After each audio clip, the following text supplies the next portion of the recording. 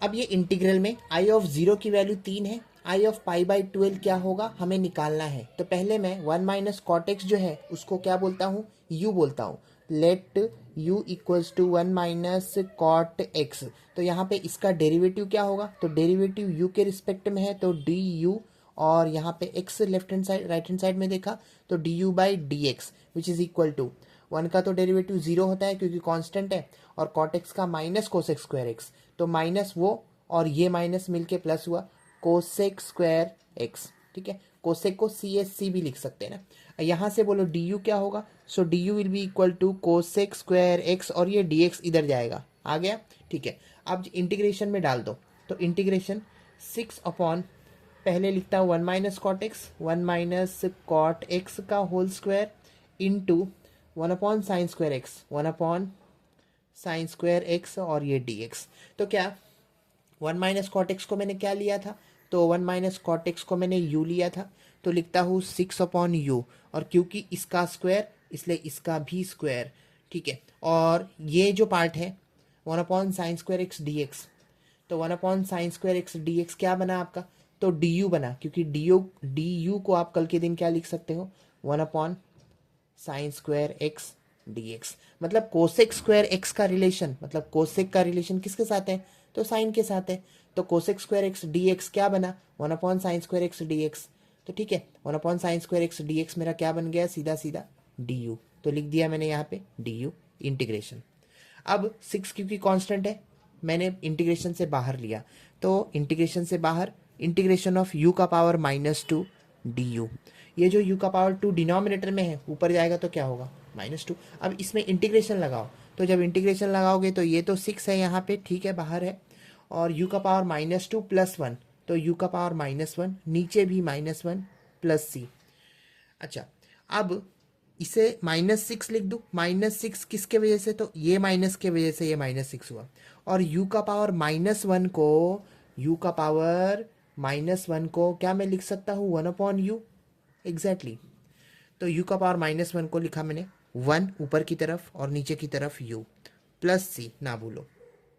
ठीक है, इतना समझा। अब आपको क्या दिया है, आई ऑफ 0 जो है कितना दिया है, 3 दिया है, तो एक काम करो,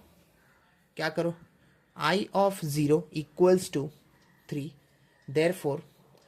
अब आई ऑफ 0 के बदले में लिख देना है आपको, तो इसमें आ जाओ,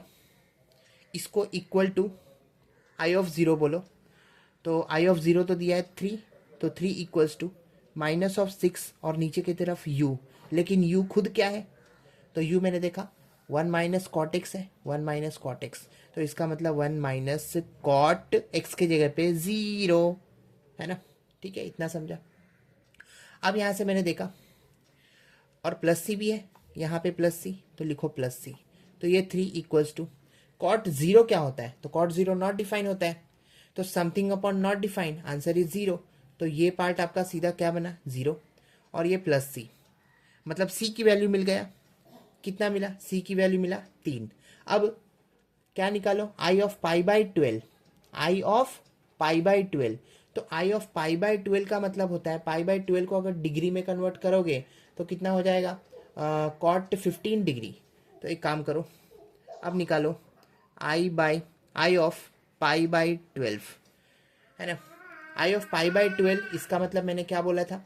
तो कॉट 15 डिग्री, कॉट 15 डिग्री को हम यहाँ पे साइड में मैं बताता हूँ क्या होगा, तो होगा कॉट 45 माइनस 30, इतना समझा,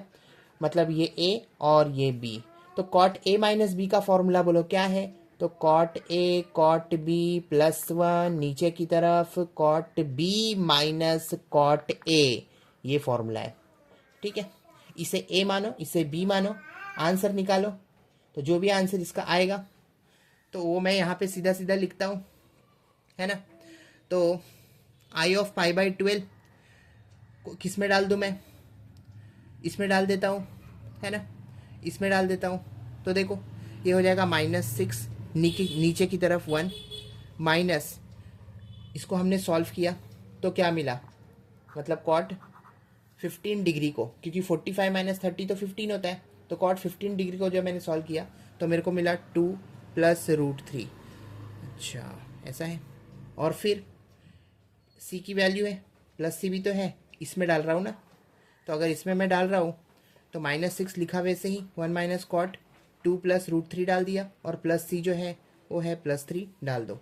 अब एक काम करो, इससे पहले रैशनलाइज कर लो सॉल्व करके, और फिर उसमें 3 को ऐड कर दियो।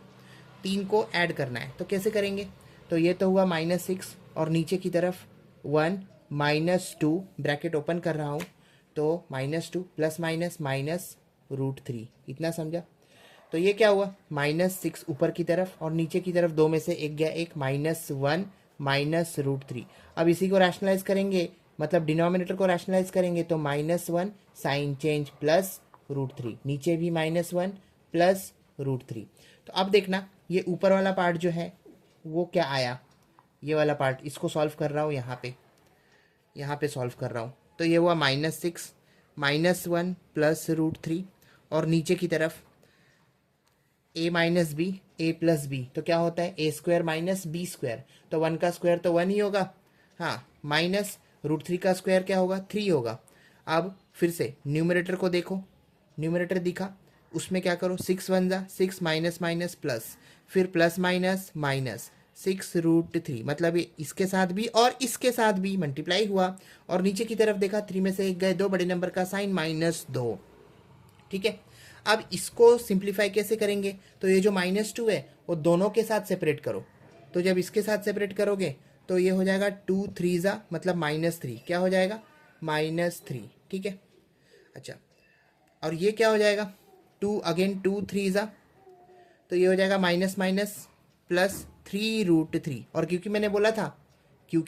बोला था कि इसको रैशनलाइज करने के बाद, मतलब सिंप्लीफाई करके रैशनलाइज करने के बाद 3 को ऐड करना है, 3 मतलब c की वैल्यू को, है ना, मतलब यहाँ पे ये ओरिजिनल इक्वेशन है आपका, इसमें हमने π/12 डाला, cot π/12 डाला और सॉल्व किया, तो ठीक है +3 में ऐड करता हूँ। अब मैंने देखा -3 +3 उड़ते हुए दिखा, सो 3√3 मेरा आंसर हो गया, ठीक है, इतना समझा।